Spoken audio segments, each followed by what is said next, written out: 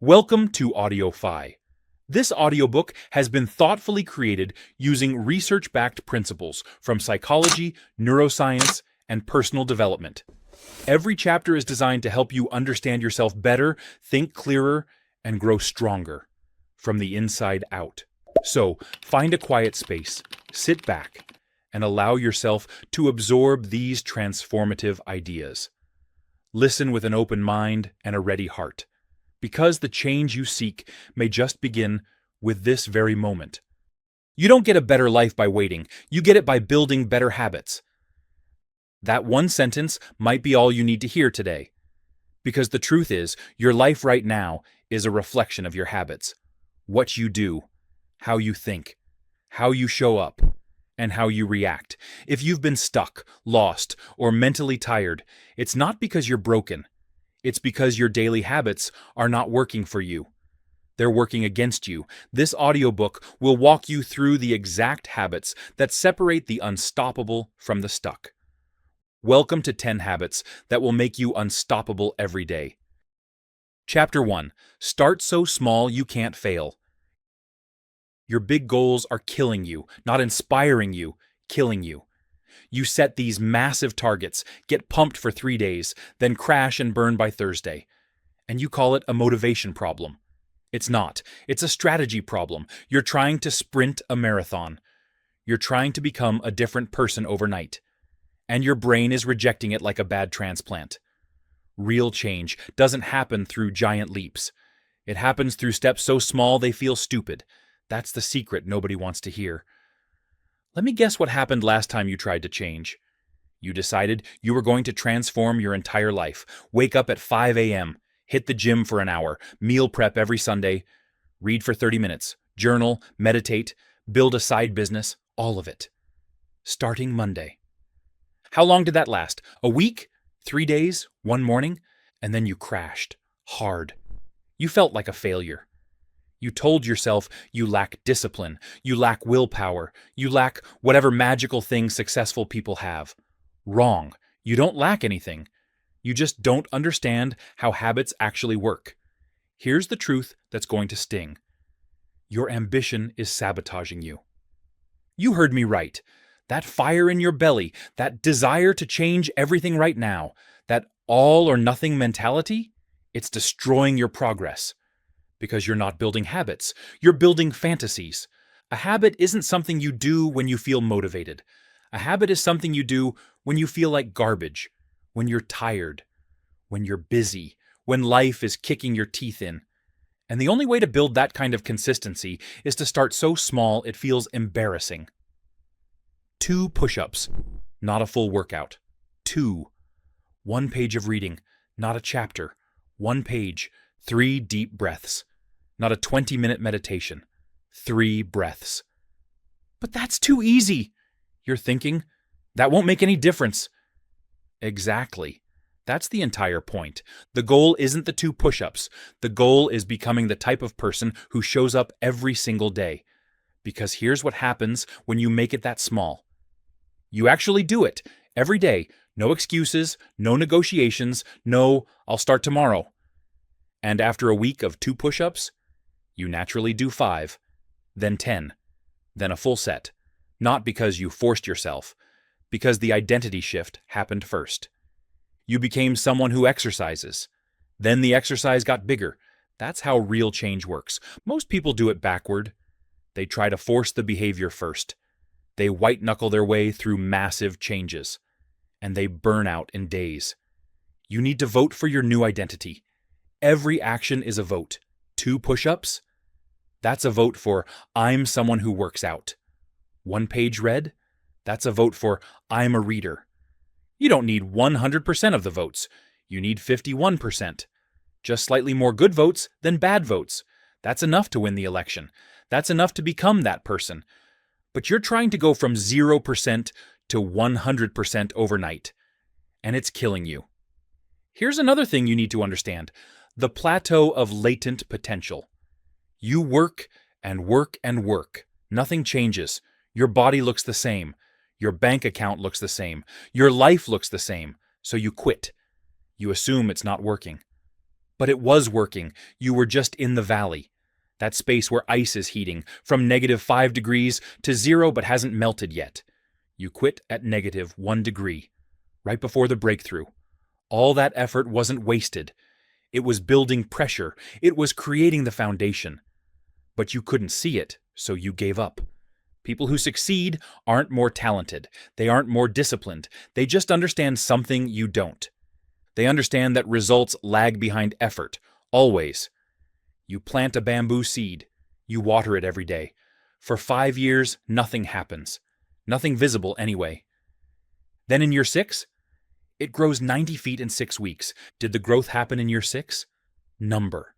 It happened every single day for 5 years underground. You just couldn't see it. Your habits are the same. The compound interest of self-improvement takes time to show up. But when it does, it's explosive. If you improve 1% every day for a year, you're not 365% better. You're 37 times better. That's the power of compounding. But if you get 1% worse every day, you decline to nearly 0. Small choices, massive outcomes. So stop obsessing over transformation. Stop thinking about the person you want to become 6 months from now. Focus on the next 5 minutes. That's all you control. That's all that matters. Do you want to be a writer? Write 1 sentence today. That's your proof. That's your vote. Do you want to be healthy? Make 1 healthy choice right now. Just 1. Do you want to be disciplined? Keep 1 small promise to yourself today. That's how you build an identity. 1 tiny action at a time. Now here's the key to making tiny habits stick. Habit stacking. You don't build habits in a vacuum. You attach them to things you already do automatically. After I pour my morning coffee, I will do 2 push-ups. After I brush my teeth, I will read 1 page. After I sit at my desk, I will write 1 sentence. You're using the momentum of an existing habit to launch a new one. That's how you remove friction. That's how you make it automatic. And when you slip, because you will, life happens. You miss a day. Here's the rule. Never miss twice. Missing once is an accident.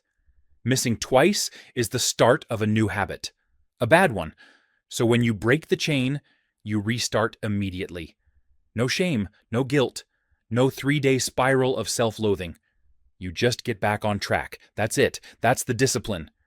Track your habits too. Put a check mark on a calendar every day. You complete your tiny habit. Watch the chain grow. You know what's more motivating than inspiration? Evidence. Seeing 30 days of check marks? That's proof you're changing. That's proof you're someone who keeps promises. And that visual momentum makes you not want to break the chain. Start with 1 habit. Just 1. Make it tiny. Make it laughably easy. Do it for 30 days without increasing the difficulty. After 30 days, then you can level up, but not before. Because the habit isn't about the action. It's about the repetition. It's about rewiring your brain to trust yourself again. You've broken too many promises to yourself. You've quit too many times. Your self-trust is destroyed. These tiny habits rebuild it. 1 small kept promise at a time, so stop trying to change your life tomorrow. Change the next 5 minutes. Do something so small you'd be embarrassed to tell anyone. That embarrassment? That's your signal. You're finally thinking correctly. Because massive transformations don't come from massive actions. They come from tiny actions, done consistently over time. You don't need a better plan. You need a smaller one. Start so small you can't fail. Then do it every single day. That's how unstoppable people are built. Now you know how to start. But starting means nothing if you're starting at the wrong time. The next habit controls everything else. Get it right, and every other habit becomes easier. Get it wrong, and you're fighting uphill all day. Let's talk about mornings. Chapter 2. Own your morning or lose your day. Your morning routine is garbage. I'm not trying to be rude. I'm trying to wake you up. Because right now, you're losing your day before it even starts. You hit snooze. You grab your phone. You scroll through other people's problems, other people's lives, other people's emergencies. And by 8 a.m., you've handed your attention, your energy, and your mental state to everyone except yourself. Then you wonder why you feel behind all day. You are behind because you lost the morning. Let's talk about what really happened this morning. Your alarm went off. You hit snooze, maybe twice, maybe 3 times. You finally dragged yourself out of bed, already running late, already feeling stressed.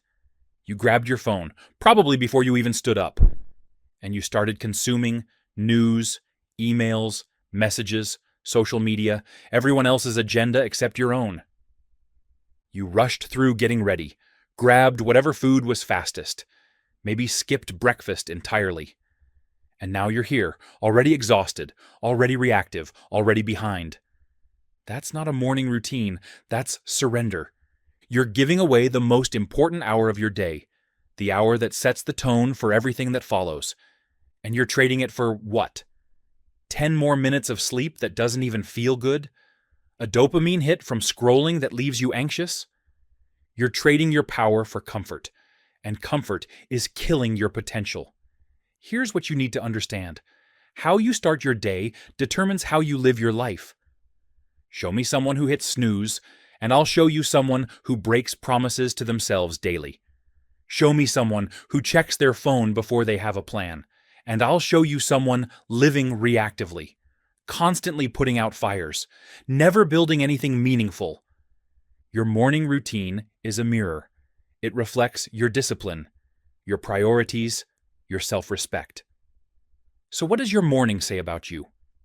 Successful people, the ones building empires, creating art, changing industries, they're not smarter than you. They don't have more time. They just understand something fundamental. You can't win the day if you lose the morning. Winning the morning means waking up before you have to. It means claiming time for yourself before giving it to everyone else. It means doing the most important things first, not last. But I'm not a morning person, you're already saying. Stop. That's a story you tell yourself, and it's keeping you stuck. You're not a morning person because you stay up until midnight scrolling and binge-watching. Then you wonder why 6 a.m. feels impossible. You're not a morning person because you've never actually tried to become one. You've just accepted the excuse. Here's the reality.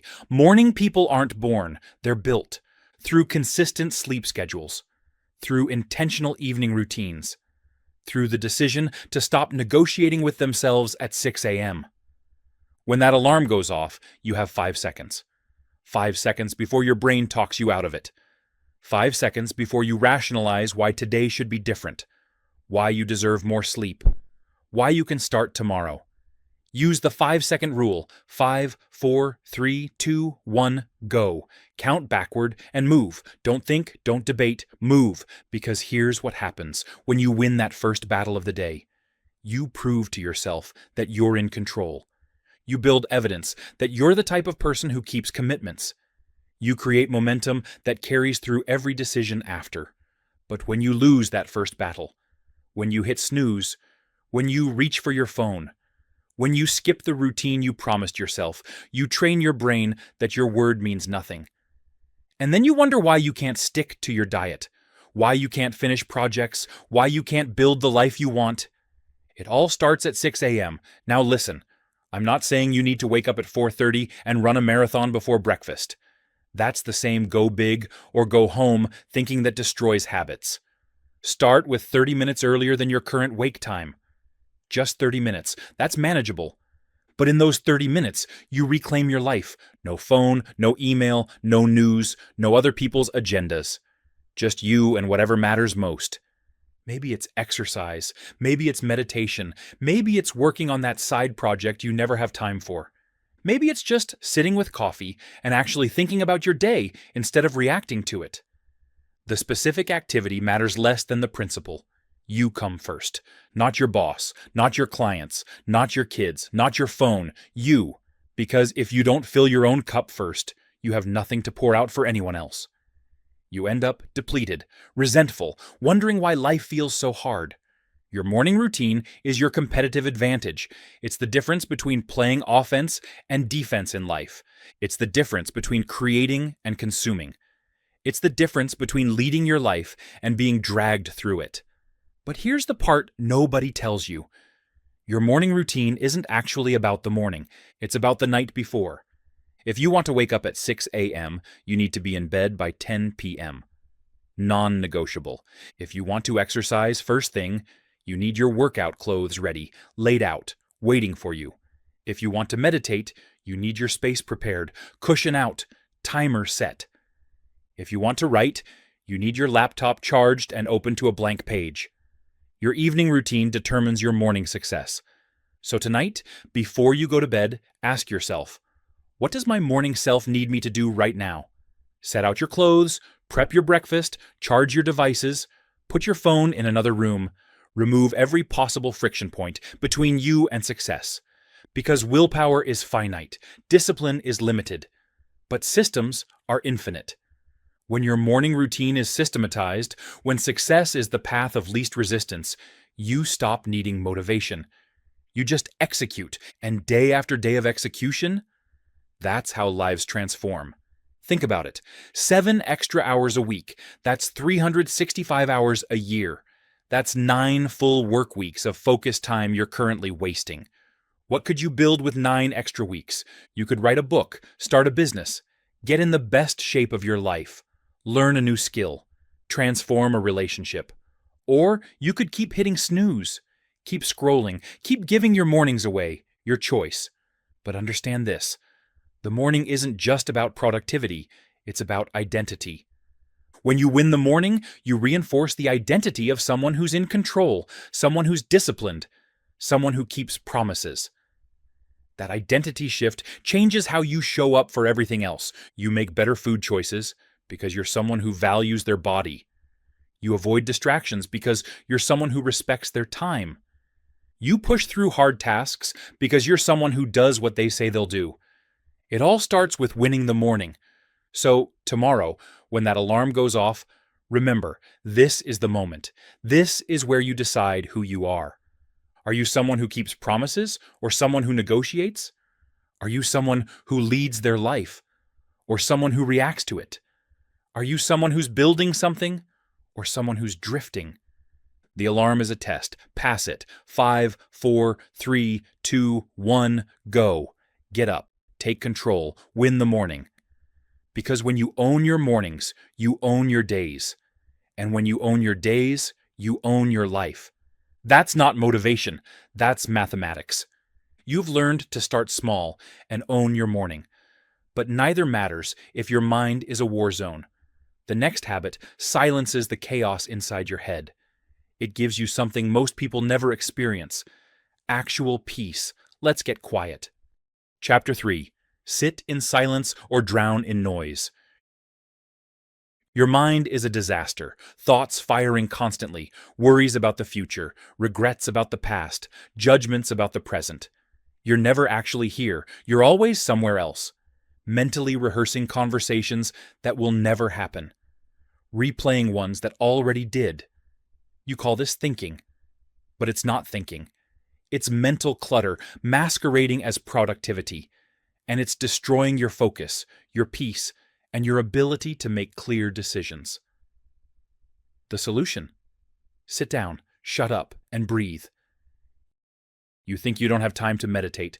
Let me tell you what you don't have time for. Another day of anxiety, another week of scattered focus, another month of reactive decisions based on emotions instead of clarity. You don't have time for burnout, for overwhelm, for lying awake at 2 a.m., replaying a conversation from 3 years ago.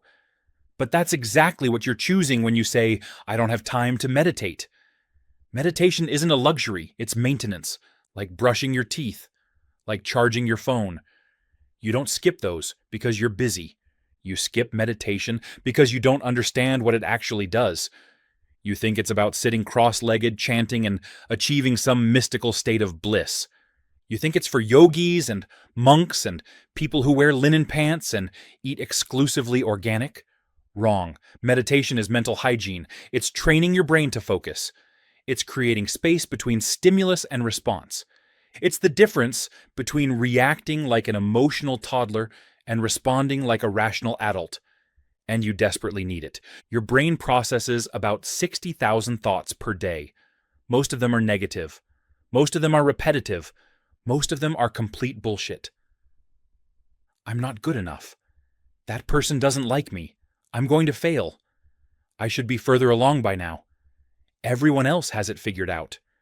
Your brain is a storytelling machine, and most of the stories it tells are horror films, where you're both the victim and the villain.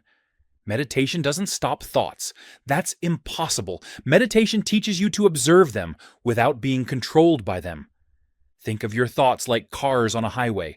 Without meditation, you're standing in the middle of the road, getting hit by every single one. With meditation, you're sitting safely on the side, watching them pass. Same thoughts, different relationship to them. And that changes everything. Because here's what happens when you meditate consistently. That email that would have ruined your morning, you read it, pause, and respond strategically instead of emotionally. That criticism that would have sent you into a shame spiral, you acknowledge it, extract useful feedback, and move on. That anxiety about the future that would have paralyzed you, you notice it, recognize it's just a thought, not a fact, and continue taking action anyway. You stop being jerked around by your own mind.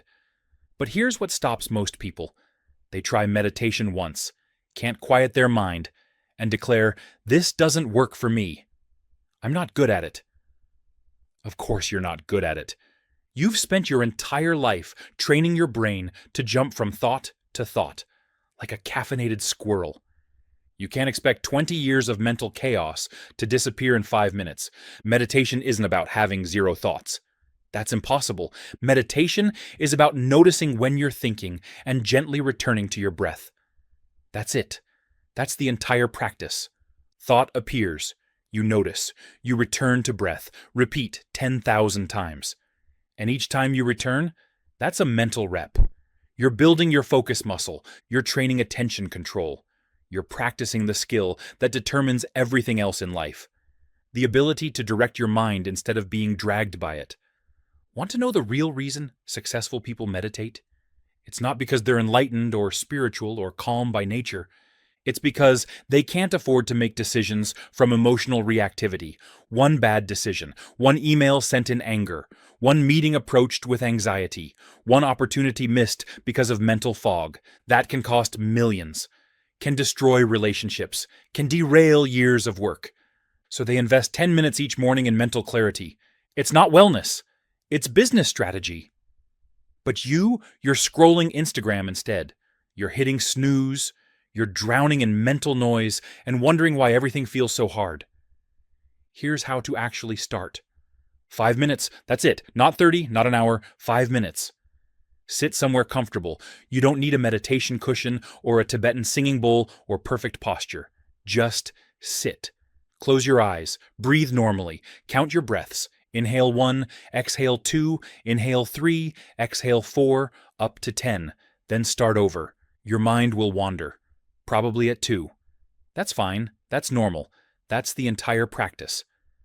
When you notice you're thinking about your to-do list, or that conversation from yesterday, or what you're having for lunch, simply return to counting. No judgment, no frustration, just return. Do this for 5 minutes. That's it. Use an app if you need structure, calm, Headspace, Insight, Timer. They're all fine. The best meditation app is the one you'll actually use. But here's the key. Do it every single day. Not when you feel stressed. Not when you have time. Every single day. Because meditation isn't a band-aid for stress. It's training for life. The benefits are cumulative. One session does almost nothing. 30 consecutive days, you're a different person. Your reactions slow down. Your focus sharpens. Your emotional resilience expands. Problems that would have devastated you become manageable. Setbacks that would have derailed you become data points. And the mental chatter, that constant inner critic, that anxiety loop, that voice saying you're not enough, it doesn't disappear. But it gets quieter, and in that quiet, you finally hear yourself. Not the scared version, not the doubting version. Not the version shaped by other people's expectations. The actual you, the one with clarity, with vision, with purpose. That person has been buried under mental noise for years. Meditation is how you find them again. Link it to your morning routine. After you make coffee, before you check email, make it non-negotiable. Make it as automatic as brushing your teeth. Because here's the truth. You can't think clearly when your mind is a war zone. You can't make good decisions when you're emotionally hijacked. You can't focus deeply when anxiety is running the show. 5 minutes of silence every morning. That's all it takes. 5 minutes to reclaim your mind, to build your focus, to create space between what happens and how you respond. That space is where power lives. That space is where clarity lives. That space is where you become unstoppable. So sit down tomorrow morning, close your eyes, count to 10, and start training the most important muscle you have. Your mind. 10 minutes of silence makes the other 23 hours exponentially better. But mental clarity means nothing if your body is falling apart. The next habit fixes that, and it's probably not what you think. Let's move. Chapter 4. Move your body or watch it. Quit. Your body is dying, slowly, quietly, while you sit in that chair for 12 hours a day. You think you're just tired. You think you're just getting older. You think this is normal. It's not. It's decay. Your body was built to move, to hunt, to climb, to run. And you're asking it to sit still and stare at screens. Then you wonder why you have no energy, why your back hurts, why your mind feels foggy, why everything feels harder than it should.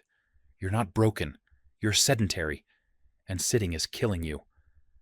Let's talk about what your day actually looks like. You wake up, sit in your car, sit at your desk, sit in meetings, sit during lunch, sit in your car again, sit on your couch, sit at dinner, sit watching TV. You're sitting for 12, 14, maybe 16 hours a day. And you call 1 hour at the gym on Saturday being active. That's not fitness. That's damage control. And it's not working. Your body isn't tired because you're working too hard. Your body is tired because it's not moving enough. You think exercise is about looking good, about fitting into those jeans, about abs and arms and all that surface level stuff. That's not why you need to move. You need to move because your brain needs it. Your mood needs it. Your energy needs it. Your focus needs it. Exercise is the most powerful antidepressant available. It's the most effective cognitive enhancer you can take. It's not optional. It's essential. But you treat it like a luxury, like something you'll do when you have time, when you feel motivated, when life calms down. Life's never going to calm down. And motivation isn't coming to save you. You need to move your body every single day, not because you want to, because you have to. Here's what happens when you don't move. Your energy crashes, your mood tanks, your focus disappears, your willpower evaporates. Everything gets harder. Work feels overwhelming. Relationships feel exhausting. Simple tasks feel impossible. And you think the problem is stress. The problem is your schedule. The problem is other people. The problem is you're not moving. Your body and brain are connected. When your body is stagnant, your mind is stagnant. When your body moves, your mind moves. Physical momentum creates mental momentum. You can't think your way into feeling better. You have to move your way there. Morning movement is the key, not afternoon, not evening. Morning, because when you move first thing, you jumpstart everything. Your metabolism wakes up, your brain gets oxygen, your mood lifts, your energy spikes, and that momentum carries through your entire day. You make better decisions, you handle stress better, you show up better, all because you moved for 20 minutes before the world made demands on you. But you're hitting snooze instead.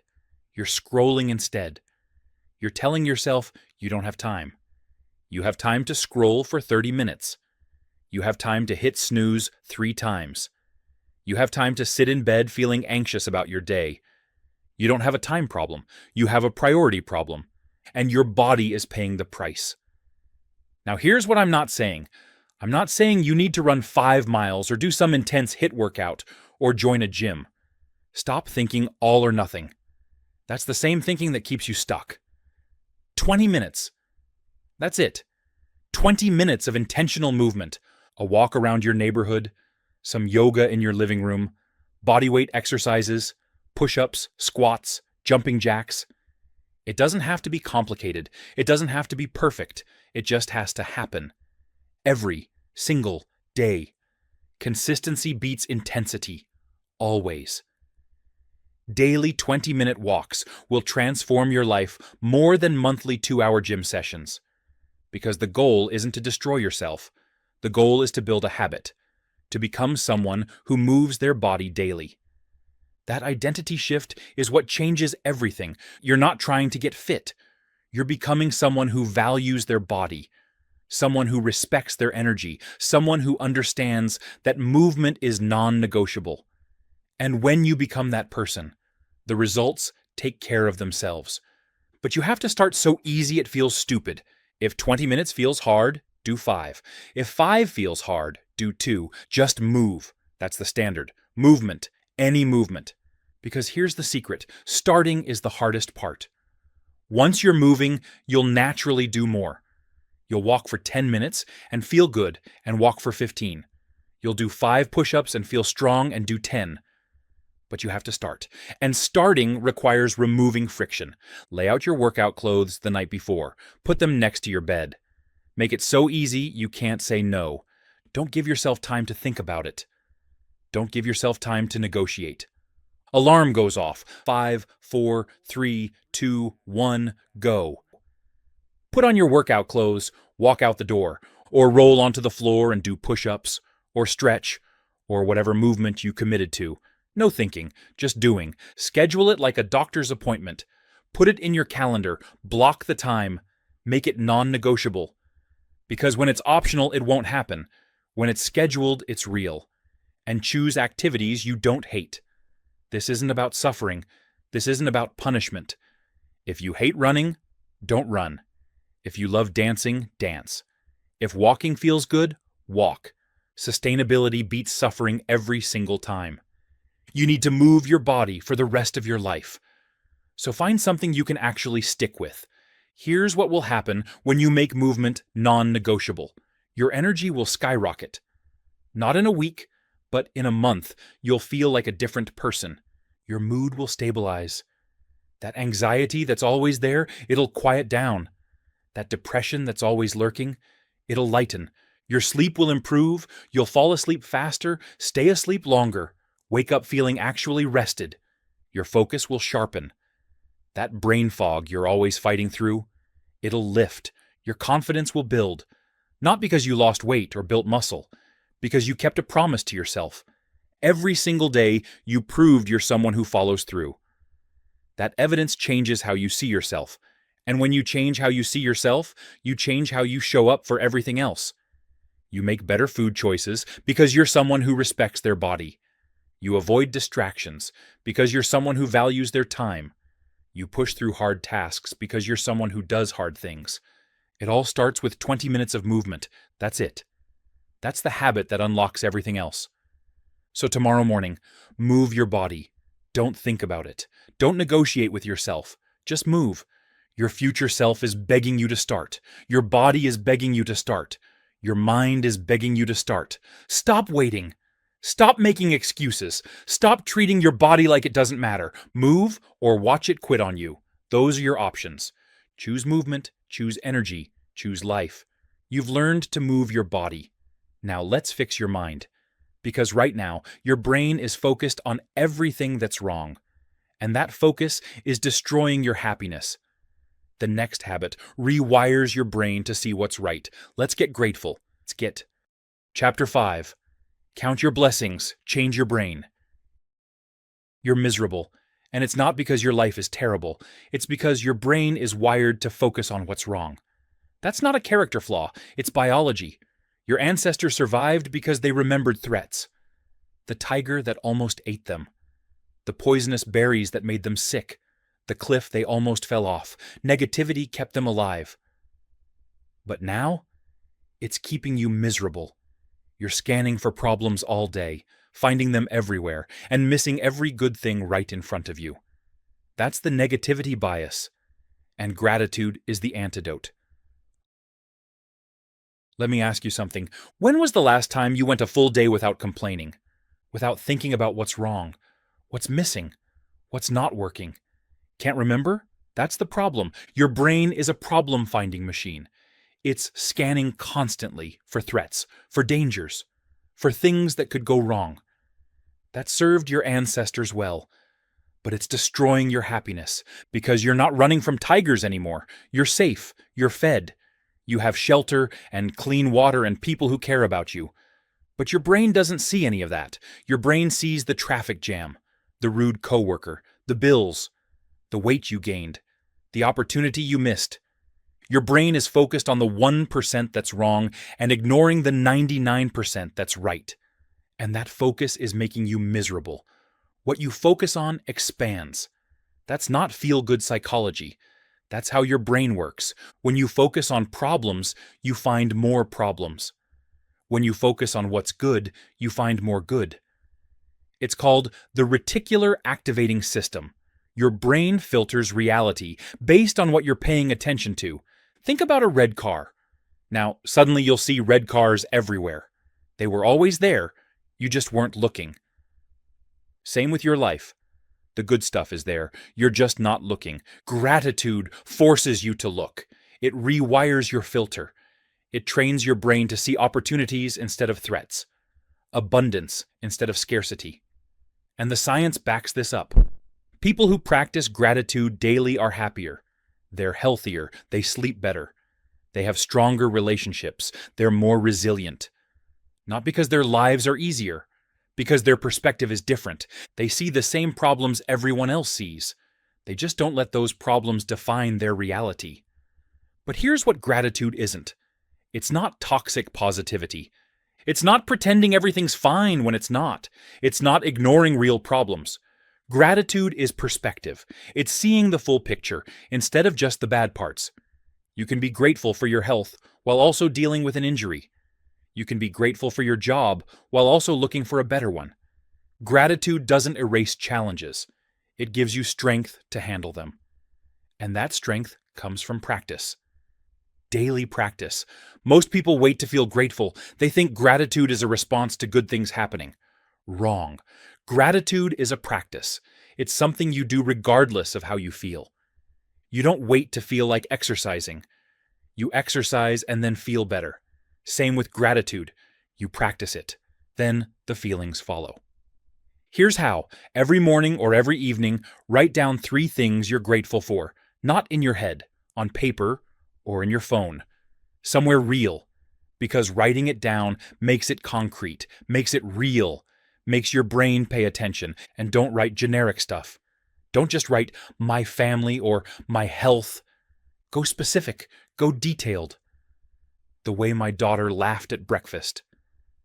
The fact that I can walk without pain today. The friend who texted to check on me. Specificity forces you to pay attention, to actually notice the good stuff instead of sleepwalking through it. And here's the key.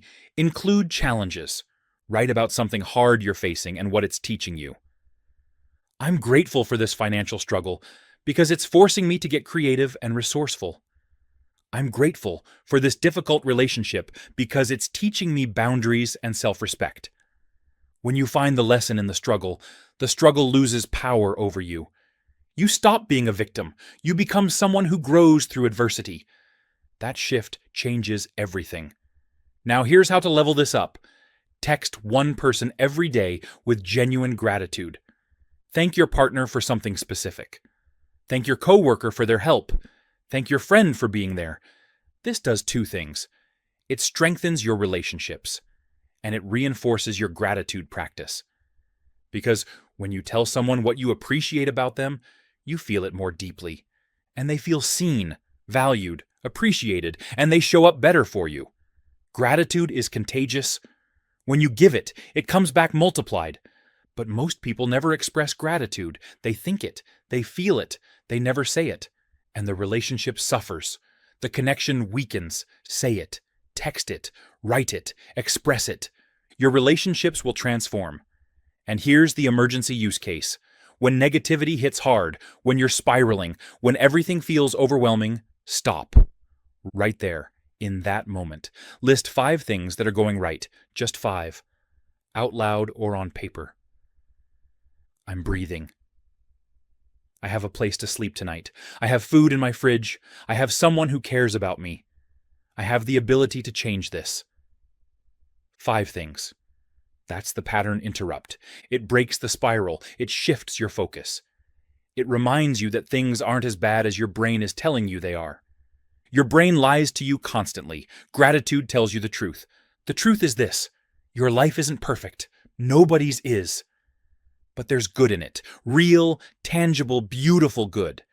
And you're missing it because you're too busy looking for problems. Stop looking for problems. Start looking for proof that things are working.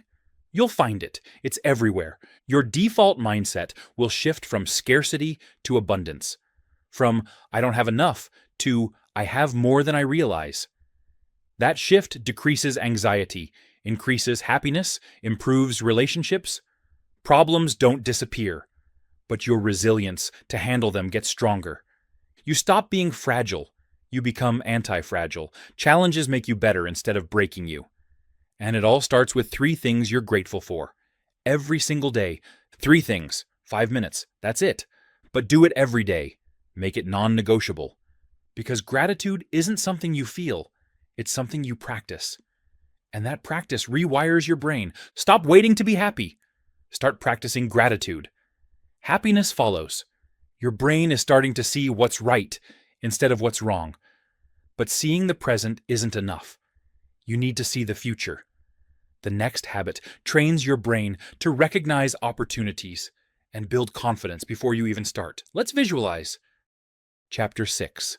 See your future before you build it. You think visualization is woo-woo nonsense. Vision boards and manifestation and all that new age stuff. I get it. It sounds ridiculous. But here's what you don't know. Your brain can't tell the difference between vivid imagination and reality. When you visualize something in detail, your brain fires the same neural pathways as if you actually did it. Athletes know this.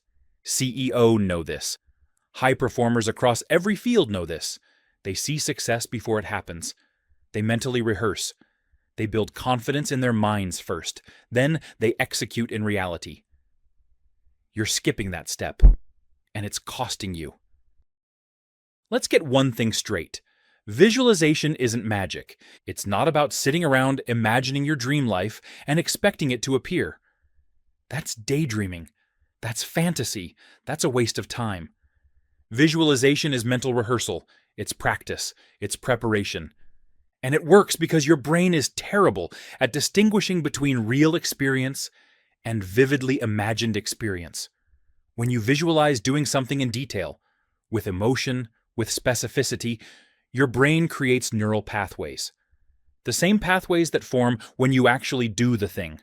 So, when the real moment comes, your brain says, "I've done this before," and you perform better.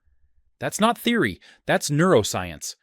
Studies on athletes show this over and over. Basketball players who visualize free throws improve almost as much as players who physically practice. Surgeons who mentally rehearse procedures make fewer mistakes. Public speakers who visualize their presentations perform with more confidence. Your brain is building the blueprint in advance, so execution becomes easier. But you're not doing this. You're winging it. You're showing up unprepared and wondering why things feel harder than they should. Start visualizing. Daily, specifically, emotionally. Here's how. Spend 5 to 10 minutes every morning visualizing your day going perfectly. Not vaguely, specifically. See yourself waking up energized. See yourself moving through your morning routine with focus. See yourself in that meeting. What are you wearing? Who's in the room? What are you saying? See yourself handling the difficult conversation with confidence. See yourself staying calm when challenges arise. See yourself ending the day feeling accomplished, proud, satisfied. Every detail matters. The more specific you are, the more real it becomes to your brain. And this is critical. Feel the emotions. Don't just see success. Feel it. Feel the pride, the relief, the joy, the accomplishment. Because emotion is what locks it in. Emotion is what makes it real to your subconscious. Your subconscious brain doesn't understand logic. It understands emotion and repetition. So you visualize with emotion, and you do it every single day. And your subconscious starts believing it's real. And when your subconscious believes something, it works to make it true. It starts recognizing opportunities aligned with your vision. It starts steering you toward actions that match what you've been visualizing. You're programming your brain, training it to see and seize what you want. But here's the key. Visualization without action is useless. This isn't the secret. This isn't sit on your couch and manifest $1 million. Visualization is step 1. Action is step 2. You need both. Visualize the successful presentation, then prepare the presentation. Visualize the confident conversation, then have the conversation. Visualization builds confidence. Confidence creates action. Action creates results. That's the sequence. Most people skip visualization and jump straight to action.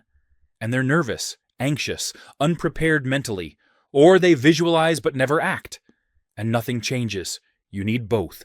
So every morning, visualize your day, see it, feel it, then go execute it. And here's the bigger practice. Visualize your goals.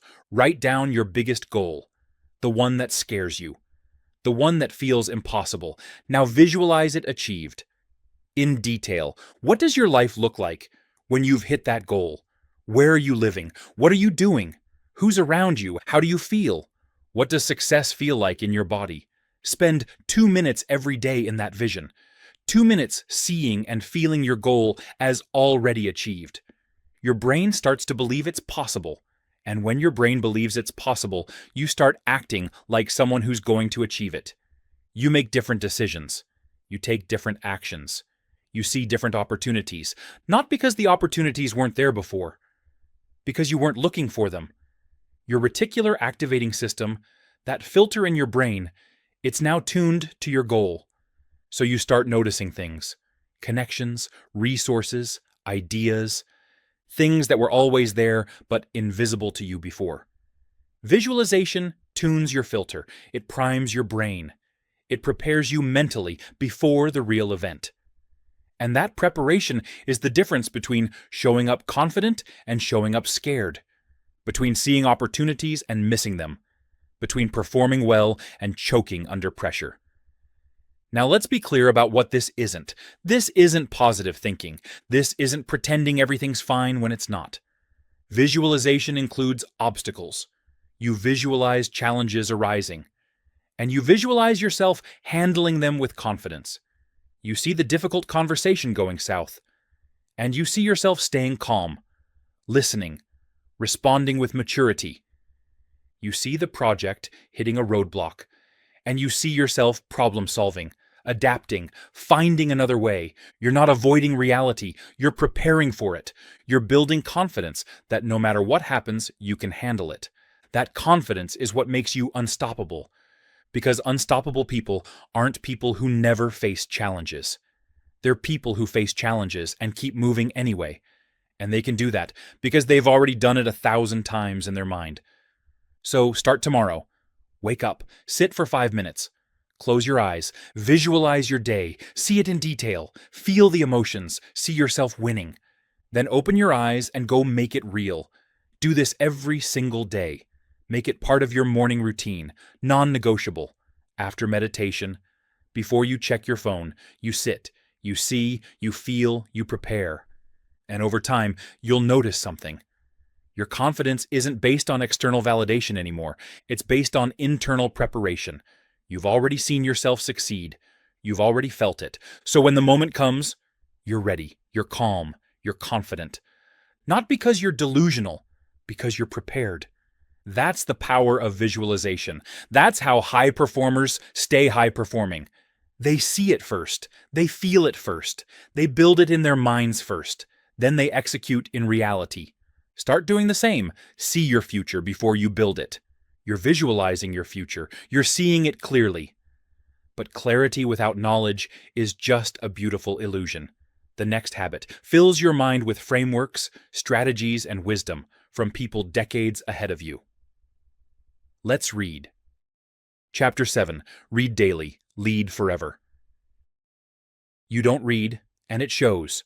Your thinking is shallow. Your perspective is limited. Your solutions are the same ones you've been trying for years, because you're operating on your own limited experience. And your experience isn't enough.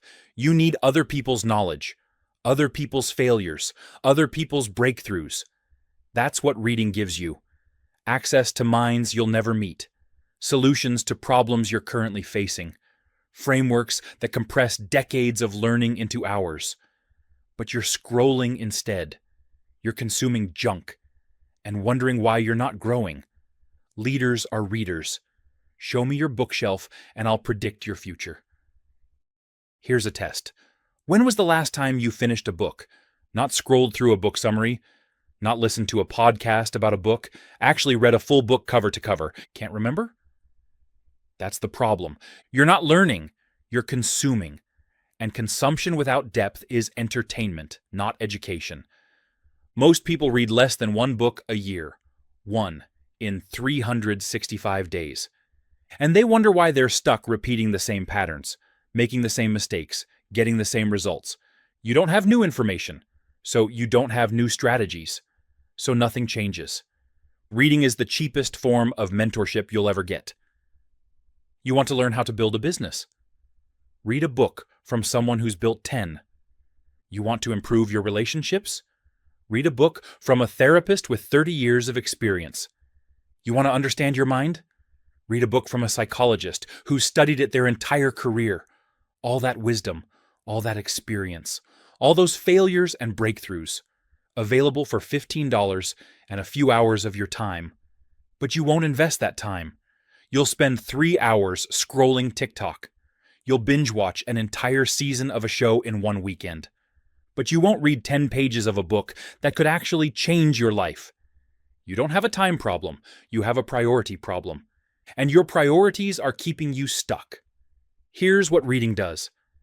It expands your thinking beyond your limited experience. You've lived one life, made one set of mistakes, seen one perspective. Reading gives you access to thousands of lives, thousands of perspectives, thousands of lessons you didn't have to learn the hard way. Every book is a compressed lifetime of knowledge. Someone spent years, maybe decades, learning something.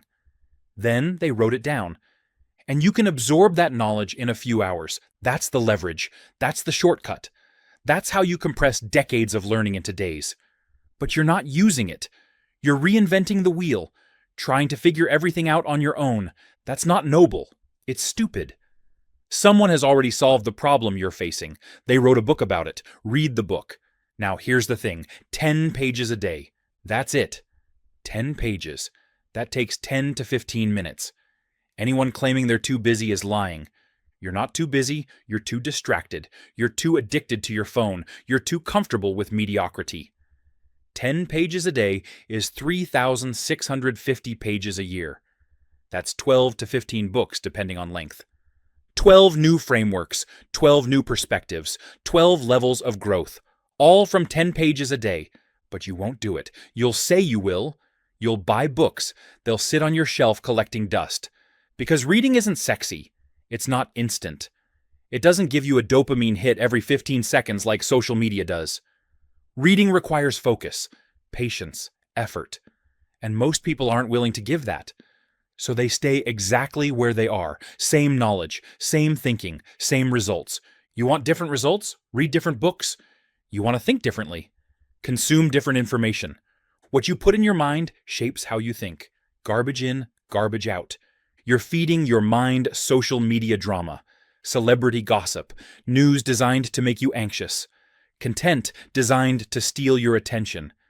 And you wonder why you can't focus, why you can't think clearly, why everything feels overwhelming. Your mental diet is poison, and it's killing your potential.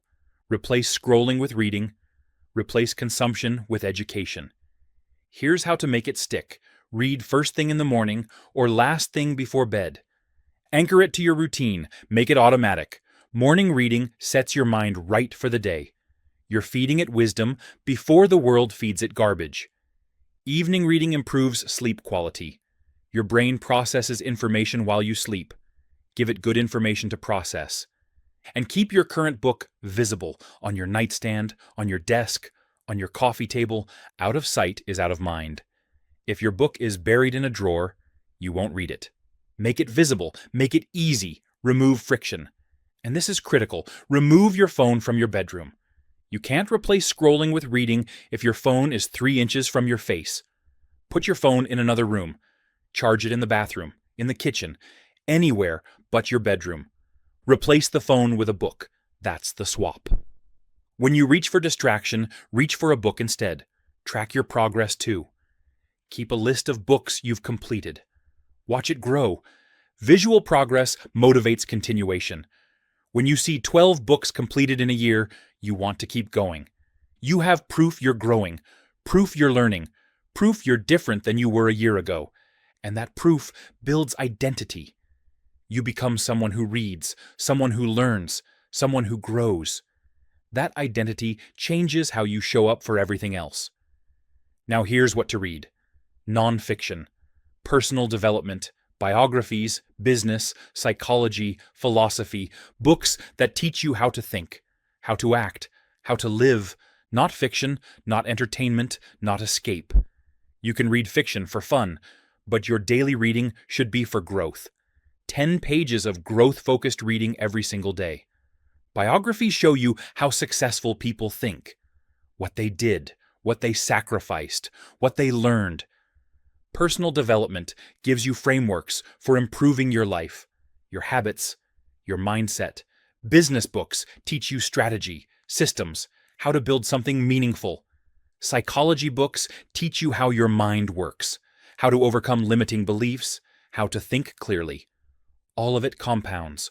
All of it builds on itself.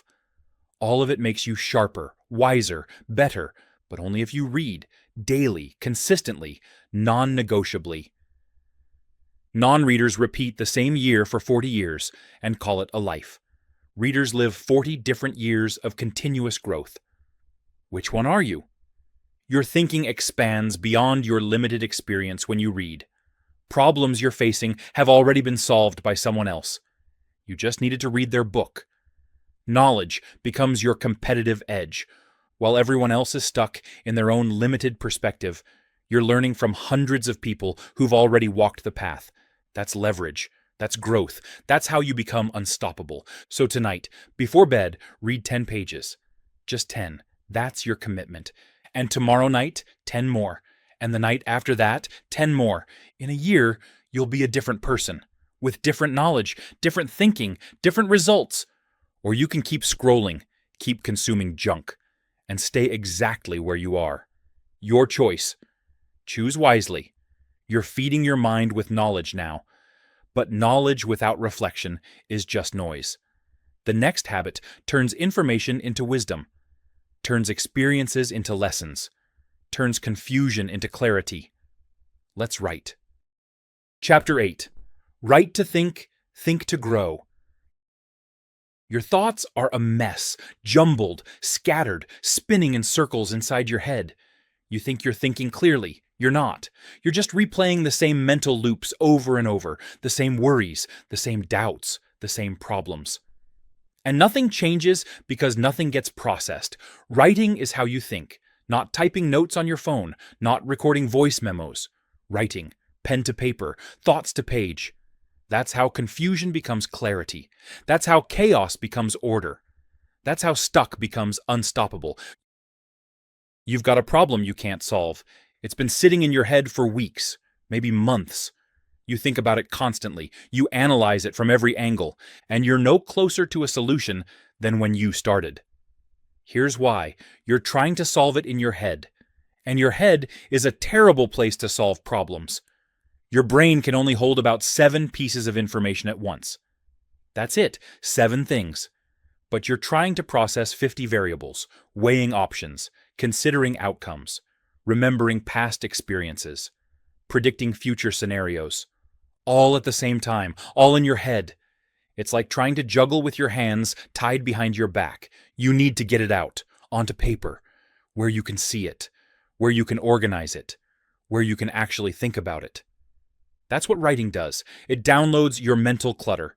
It frees up space. It creates clarity. It turns fuzzy thinking into sharp thinking. But you're not writing. You're just thinking, in circles, getting nowhere. Most people think journaling is for teenagers. Dear diary nonsense, feelings and emotions and all that soft stuff. Wrong. Journaling is a tool, a thinking tool, a problem-solving tool, an accountability tool. It's how you process what's happening in your life. It's how you track your progress. It's how you hold yourself to your commitments. And it's how you catch the patterns you'd otherwise miss. Because here's what happens when you write every day. You start seeing your patterns, the same triggers, the same reactions, the same excuses, the same self-sabotage. When it's in your head, you don't notice. It all blends together, one big blur of thoughts and feelings. But when it's on paper, when you can read what you wrote yesterday, last week, last month, the patterns jump out. They smack you in the face. And you can't ignore them anymore. You see that every time you're stressed, you skip your workout. Every time you're overwhelmed, you scroll social media. Every time you feel behind, you give up on your goals. Same pattern, over and over. And you never noticed until you wrote it down. That's the power of journaling. It makes the invisible visible. And once you see the pattern, you can break it. But most people never get there. Because they never write. They keep everything in their head, where it stays fuzzy, where patterns stay hidden, where nothing changes. Here's how to actually do this. Morning pages or evening reflection. Pick one. Morning pages. 3 pages of stream of consciousness writing. First thing in the morning, before you do anything else. No editing, no thinking, no making it pretty. Just dump everything in your head onto paper. All the worries, all the thoughts, all the mental noise. Get it out. All of it. This clears your mind before the day starts. It gives you space to think, to focus, to show up clear instead of cluttered. Evening reflection. 5 minutes before bed. Answer 3 questions. What went well today? What did I learn today? What will I do differently tomorrow? That's it. 3 questions, 5 minutes. This solidifies your learning. It locks in the lessons. It makes sure you're not just living on autopilot. You're extracting value from every day. You're growing intentionally. You're course correcting in real time. Pick one, morning or evening. Doesn't matter which. What matters is consistency. Every single day. No skipping. No, I'll do it later. Every day. Because journaling isn't about the individual entry, it's about the accumulation. One entry does almost nothing. 30 consecutive days? You're different. You see patterns. You process emotions. You solve problems. You hold yourself accountable. And here's the accountability piece. Written commitments are harder to break. When you say, I'm going to do this, it's easy to forget, easy to rationalize, easy to ignore. But when you write, tomorrow I will do this, it's there, in ink, staring at you the next day. You can't pretend you didn't commit. You can't lie to yourself. The evidence is right there. That accountability changes behavior. You follow through more because you wrote it down. Now here's what to do when you're stuck. Use prompts. Today I will focus on, I'm grateful for. One thing I learned this week. A problem I'm facing is, and possible solutions are, I'm avoiding because. Prompts give you direction when your mind is blank. They get you writing. They get you thinking. But here's the key. Keep it simple. You don't need a fancy journal. You don't need a system. You don't need colored pens and stickers and perfect handwriting. Notebook and pen. That's it. The more complicated you make it, the less you'll do it. Simple wins, always. And review your journal weekly. Every Sunday, read the past week's entries. Look for patterns, celebrate wins. Course correct where needed. This is where the magic happens. This is where you see growth. This is where you catch yourself before you spiral. You see the same problem showing up 3 days in a row? Address it now, before it becomes a month-long pattern. You see yourself making progress on a goal? Celebrate it. Build momentum. Keep going. The review is what makes journaling powerful. Without the review, you're just writing. With the review, you're growing. Here's what changes when you journal consistently. Mental clarity increases. Your head feels lighter, less cluttered, more focused. Emotional processing improves. You don't carry stress and anxiety around all day. You process it. You move through it. Self-awareness grows. You understand yourself better, your triggers, your patterns, your strengths, your weaknesses, and you catch limiting beliefs before they sabotage you. Those thoughts running in the background. I'm not good enough. I always fail. I can't do this. When they're in your head, they feel like facts. When you write them down, you see them for what they are. Lies, stories, bullshit. And you can challenge them, reframe them, replace them. But only if you write them down first. And here's the proof piece. Progress becomes undeniable. When you read entries from 30 days ago, 60 days ago, 90 days ago, you see how far you've come. Problems that felt impossible then are solved now. Habits that felt hard then are automatic now. You have evidence, real, tangible evidence that you're changing, that you're growing, that it's working. That evidence builds confidence. It builds belief. It builds momentum. And that momentum carries you forward. So tonight, before bed, grab a notebook. Write for 5 minutes. Answer the 3 questions. What went well today? What did I learn today? What will I do differently tomorrow? 5 minutes. That's your start. And tomorrow morning, if you want to level up, write 3 pages. Stream of consciousness. Brain dump. Get it all out. Do this every day. Make it non-negotiable. Make it as automatic as brushing your teeth, because writing isn't just recording your life. It's processing your life. It's learning from your life. It's changing your life. Stop keeping everything in your head. Start putting it on paper. That's how thoughts become clear. That's how problems get solved. That's how you grow. You're writing now. You're processing. You're thinking clearly. But clear thinking means nothing if you're filling your mind with garbage all day. The next habit controls what goes in.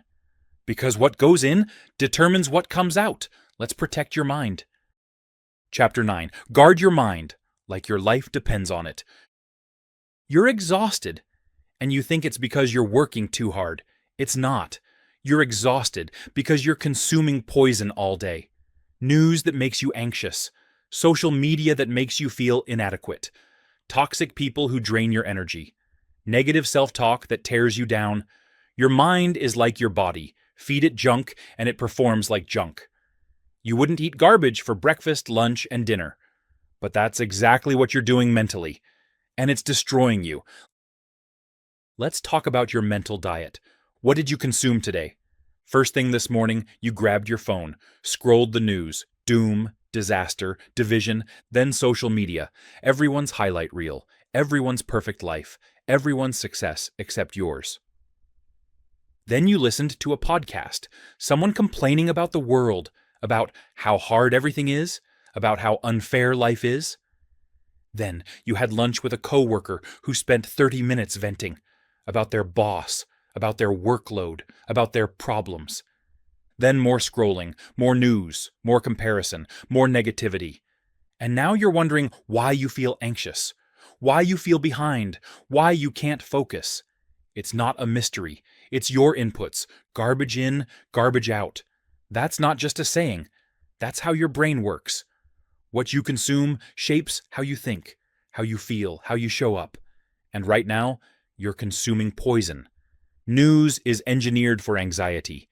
It's designed to keep you scared, to keep you clicking, to keep you watching. They don't report good news. They report disasters, threats, conflicts. Because fear keeps you engaged. Fear keeps you coming back. And you're consuming it multiple times a day. Sometimes multiple times an hour. Your nervous system is in constant fight or flight. Your cortisol is spiking. Your anxiety is through the roof, not because your life is falling apart, because the news is telling you the world is. And social media, that's comparison fuel. Everyone's posting their wins, their vacations, their promotions, their perfect relationships. You're comparing your behind the scenes to everyone else's highlight reel. And you feel like you're losing, like you're behind, like everyone else has it figured out except you. But it's a lie. It's a curated lie. And you're letting it destroy your peace. Here's what you need to understand. Your mind is your most valuable asset. It's where your thoughts live, your decisions happen, your creativity sparks, your focus exists, and you're letting anyone and anything dump garbage into it. You wouldn't let a stranger walk into your house and throw trash on your floor, but you're letting strangers dump trash into your mind every single day. The first and last 30 minutes of your day are the most important. They set your mental state. And you're spending them consuming other people's agendas, other people's problems, other people's negativity. That's why you wake up stressed. That's why you go to bed anxious. That's why you can't shut your brain off. You're poisoning yourself. First thing in the morning, last thing at night. You become the average of what you consume, not the average of the 5 people you spend time with, the average of what you consume. The podcasts you listen to, the shows you watch, the accounts you follow, the news you read. That's what's shaping your thinking. That's what's determining your mental state. And right now, your inputs are destroying you. So here's what changes. No phone for the first 60 minutes after waking. None. Zero. Not even to check the time. The first hour of your day belongs to you. Not the news, not social media, not other people's emergencies. You. You wake up. You move your body. You meditate. You write. You read. You visualize. You fill your mind with intention, with growth, with clarity, not anxiety, not comparison, not negativity. That first hour sets your day. Protect it like your life depends on it. Because it does. And before bed, same rule. No phone for the last 30 minutes before sleep. Your brain processes information while you sleep. What you consume before bed gets processed all night. Give it good information, not garbage. Read a book, journal, reflect. Prepare for tomorrow. Don't scroll. Don't watch the news. Don't consume other people's stress. And during the day, audit your inputs. Unfollow accounts that make you feel worse. Every single one. No exceptions. Social media should inspire you, educate you, motivate you. If it doesn't, unfollow. You don't owe anyone your attention. You don't owe anyone your mental energy. Protect it. Guard it. Be ruthless about it. Limit news to 10 minutes daily. That's it. 10 minutes. Set a timer. You can stay informed without staying anxious. You can know what's happening without drowning in doom. 10 minutes, then move on. Live your life. Focus on what you control. And audit your podcasts, your shows, your content. Are they making you better? Or just filling time? Are they teaching you something? Or just entertaining you? Are they helping you grow? Or keeping you distracted? Cut what doesn't serve growth. Be ruthless. Your time and attention are finite. Stop wasting them. Replace scrolling with reading. Replace consuming with creating. Replace distraction with intention. Every time you reach for your phone out of boredom, stop. Ask yourself, what could I do instead? Read a page, write a thought, stretch, breathe, think. Do something intentional, something that serves you, something that grows you, not something that drains you. Here's what happens when you protect your inputs. Mental energy returns. You feel lighter, less overwhelmed, more focused. Anxiety decreases. Because you're not consuming fear and comparison all day, focus sharpens. Because your mind isn't cluttered with garbage. Comparison fades. Because you're not watching everyone else's life. You're building your own. And peace becomes your default state. Not because your life got easier. Because your mind got quieter.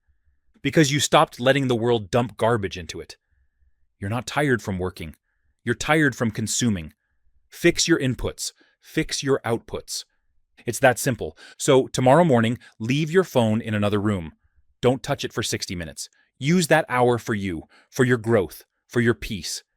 And before bed tonight, same thing. No phone for 30 minutes. Read, write, reflect. Protect your mind like your life depends on it. Because it does. What goes in determines what comes out. Choose wisely. Your mind is protected now. Your inputs are clean. But knowledge without action is just noise. The final habit is the one that matters most. Everything you've learned means nothing if you don't act. Let's move. Chapter 10. Act now or regret forever.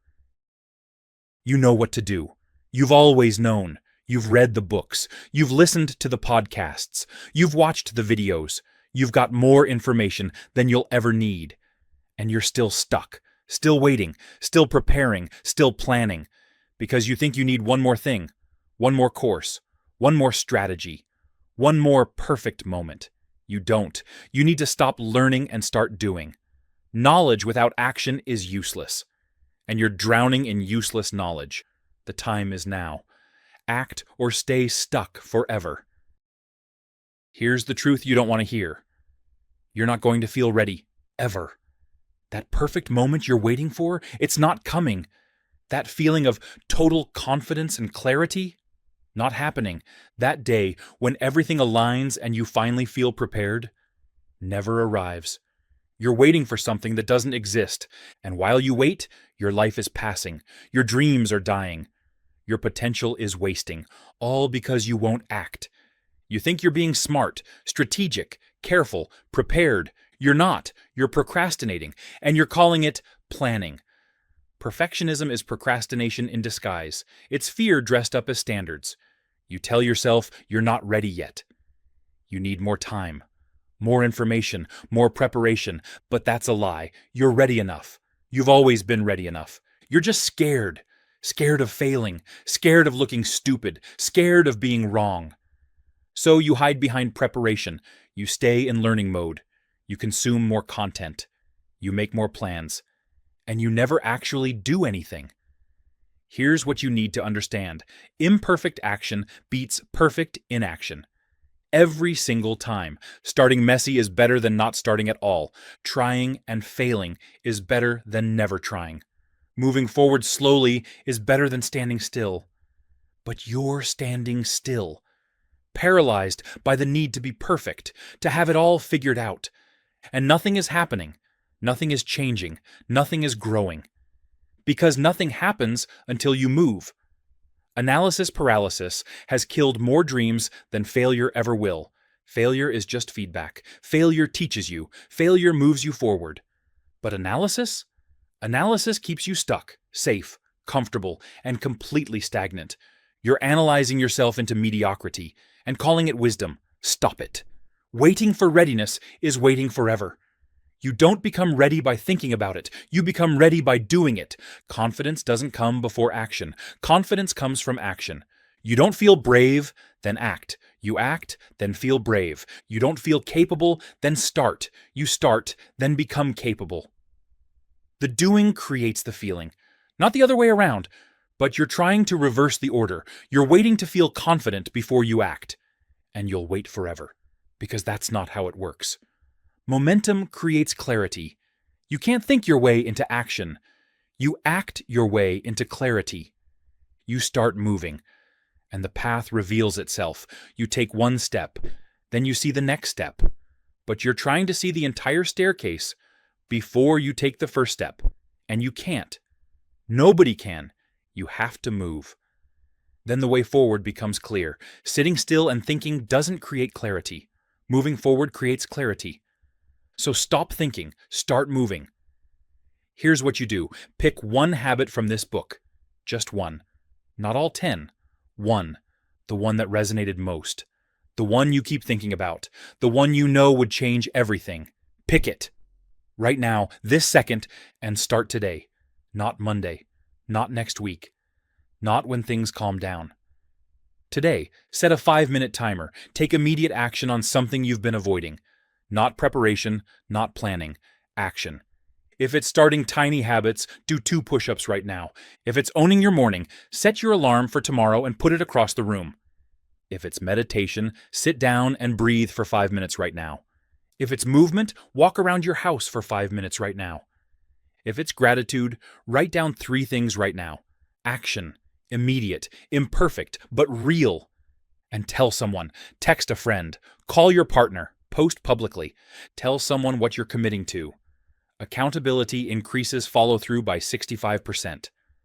When you tell someone, you're more likely to do it.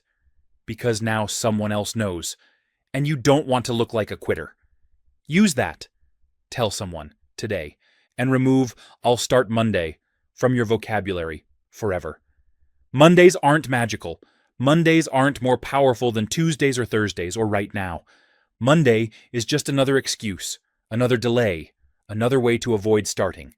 You don't need a fresh week. You need to start now, today, this hour, this minute. Commit to 30 days. Not forever, not a lifetime. 30 days. Track it daily. Put a check mark on your calendar. Watch the chain grow. No excuses, no negotiations, no just this once. 30 days of showing up. That's your commitment. After 30 days, then you can decide if you keep going. But you need 30 days of proof first. 30 days of evidence that you're someone who follows through. Here's what changes when you act. You break the cycle of endless planning. You stop living in preparation mode. You start living in execution mode. Confidence builds, not from thinking about confidence, from action, from doing hard things, from keeping promises to yourself. Results start appearing, not because you planned better, because you acted, because you moved, because you did something, and your life transforms, not because you got smarter, not because you learned more, because you finally decided to act, because you finally decided you're worth the effort. You've spent years consuming, learning, planning, preparing. You've got all the knowledge you need, more than you need. What you don't have is action. What you don't have is follow-through. So stop reading, stop learning, stop preparing, start doing, pick your habit, start today. Tell someone, commit to 30 days. That's it. That's the plan. Simple, clear, actionable. No more excuses, no more delays, no more someday. Today. Right now. This moment. You know what you need to do. You've always known. Stop waiting for permission. Stop waiting for perfection. Stop waiting for readiness. Just start. Act now or regret forever. Those are your options.